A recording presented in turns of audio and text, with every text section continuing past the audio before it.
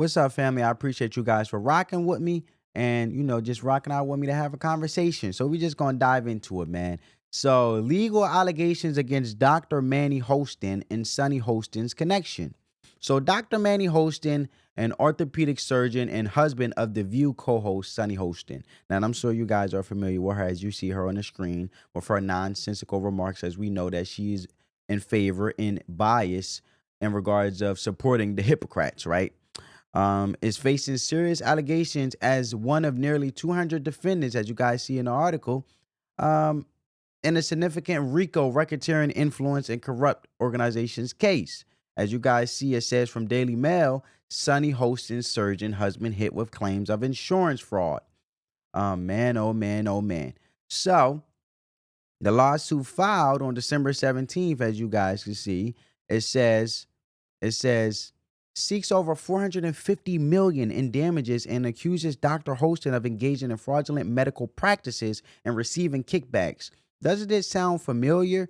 And I'm not trying to get off topic, but it seems like the hypocrites or individuals that's in favor of the hypocrites or Democrats, like I'm saying, metaphorically, they tend to basically find some incentive at the cost of fattening their pockets in any way, shape, or form. And I'm all for earnest living and earning your money legitimately, right?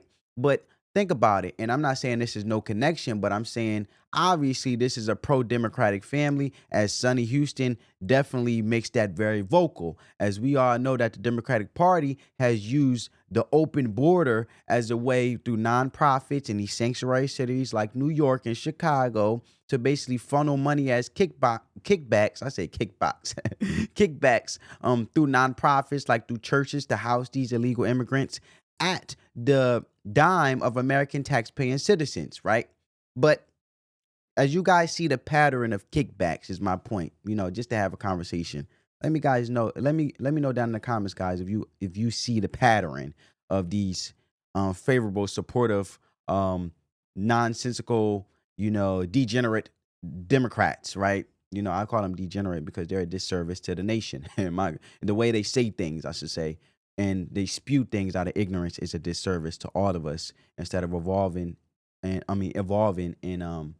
going in the right direction for the best interest of all of us in the country as a whole. But getting back to the article, Dr. Hostin's attorney, as you guys see, um, said he categorically denied the allegations, calling the lawsuit a blanket scattershot, meritless crusade, and brought forth by a financially struggling insurance company, American Transit, right? And I find it very interesting because the insurance firm, American Transit, was billed in exchange for kickbacks, as you guys see in the article. But he later continued, right, in saying American Transit claims rampant insurance frauds endemic is endemic in New York State thanks to its no-fault law under which insurers must pay up to 50,000 for medical expense for people injured in road accidents.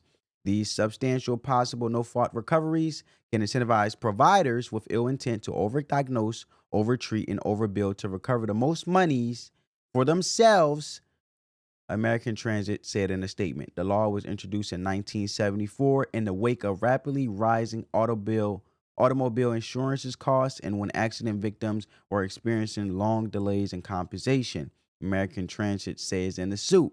But taxis and rideshare vehicles are now required to pay up to $200,000, 4 times the coverage for private drivers. The insurance company claims Hostin was given an investment interest in Empire State Ambulatory Surgery Center in exchange for referring as a steady stream of patients. Empire State ASC issue regular payments to or for the benefit of Holston, which in fact were illegal kickbacks for referrals, the court papers claim. As examples, the insurance company claims Holston saw 2 patients in January 2023 who were involved in low impact collisions that should have accused no more than soft tissue injuries. Mm. So let's look at the whole background of the case, right? Let's really dive into it and have a conversation. So the lawsuit centers around accusations that Dr. Hostin knowingly referred patients to Empire State, Ambulatory Surgery Center, where he allegedly had an investment interest, and these referrals were basically unnecessary, right? With these accidents that wasn't as um, gruesome or basically major as they turn out to be in regards of him being compensated for these um before in regards of his role in curing or taking part in healing these injuries from automobile impact, right? So Sunny Houston recently alluded to challenges her husband faced, right, as a doctor, particularly in relation to insurance companies. On a recent episode, she stated this, folks, and I want you guys to see it for yourself and check it out because that is very, very interesting in regards of basically her snitching on her husband in my way of saying it. Um, and this is the family before we check it out.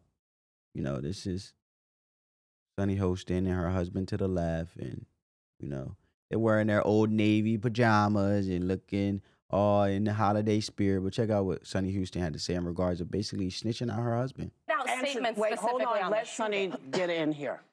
on live TV. I mean, I agree with mostly everything that's been said. I mean, we know that, only about 31% of Americans trust our healthcare system. We have a terrible healthcare system. And, doctors suffer because of big corporations as well. Doctors that want to do good, like my husband, operates on someone even though they don't have insurance and then has to sue health insurance companies to get paid for the work that he's been trained his whole life to do. Mm. While Sunny Houston framed this as a broader critique of systematic issues in healthcare, these comments may connect to claims against Dr. Hostin, right? The lawsuit alleges that patients were unnecessarily referred to surgery centers, possibly as part of the kickback scheme, right? However, when you're so used to operating in ignorance, I guess you throw your own family under the bus in regards to speaking instead of letting the due process play out itself and your husband do the right thing and taking a stand in regards of you guys feel as a family or you guys feel as a unit because she is his wife. um should have went about it the right way and not illegally, right? But the key legal claims, like I say, man, is the fraudulent practices. Accusations of overdiagnosing or overtreating patients to inflate insurance claims, kickbacks, allegedly illegal compensation disguised as legitimate payments for referrals to Empire State Ambulatory Surgery Center, systematic issues. The case is tied to New York's no-fault insurance law, which allows up to $50,000 in coverage for medical expenses related to car accidents. This law, designed to expedite claims, has been criticized for enabling fraud. So Dr. Hostin's attorneys maintains the lawsuit is an intimidation tactic by the insurance company to avoid fulfilling its financial obligations. And he also asserts that Dr. Hostin has an impeccable professional record. But look, man, Sunny Hostin, known for her outspoken views on the View, basically drew criticism for her perceived disconnect from average Americans, as we know. And in my opinion, we have the best healthcare system throughout the country. You know what I'm saying? In my opinion. But that's what happened when you're a spoiled individual. Not to get off topic, but it's just some have noted basically the irony of her commentary on systematic issues while living in a 10-bedroom estate in Purchase, New York. Critics argue that her privileged lifestyle, like I mentioned, limits her understanding of everyday struggles such as inflation and healthcare access.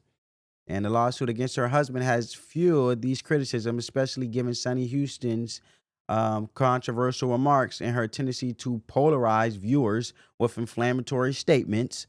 Some commenters have even expressed surprise that she has not faced legal action herself for her on-air commentary. But I'm gonna get my final thoughts after this video finish up. So there are a lot of problems with it. But the notion that we aren't a violent country, this country was built on violence. We're a very violent country. And it's just undeniable that that's the case. And so I'm not, unfortunately, surprised that people are celebrating the use of violence. I'm not surprised that this young man thought that change could be accomplished through violence. 1 in 4 Americans say violence against government sometimes is justified. And today, in 2024, 1 in 10 Americans say violence is justified right now against corporations Scary. and government. That's very That's and that's those are wrong. just. And that's even though just- I don't All right, so she goes back on her tangent, basically. She goes on her tangent of, basically talking about, in the show, she was talking about her husband, but she was basically talking about the whole subway incident on the train when it came to, no, she was talking about the United Healthcare CEO. Sorry, family. When Luigi Maggiani basically, killed the United Healthcare CEO due to him, having a grudge or hate for the healthcare system. And she basically correlated that with her husband's work because he operates on people even though they don't have insurance, right? But my final thoughts on this is, as this case unfolds, it highlights both systematic flaws in the U.S. healthcare to a certain extent, and insurance systems and their personal challenges faced by high-profile figures like Dr. and Sunny Hostin. The allegations against Dr. Hostin are serious, and their resolution could have significant implications for healthcare practices and accountability in New York, specifically. Whether the claims hold merit remains to be seen, but the lawsuit underscores the complexities of navigating the intersection of law, medicine, and insurance, most importantly in a high-stake legal environment. So I'll leave it there, folks. Let me know you guys' perspective, thoughts, and comments down in the comments below. Love you guys. Hope you guys got some value from this video. If you did, give this video a big thumbs up. On that note, let the love supersede the hate. Spread the peace, love, and positivity, folks. On that note, peace.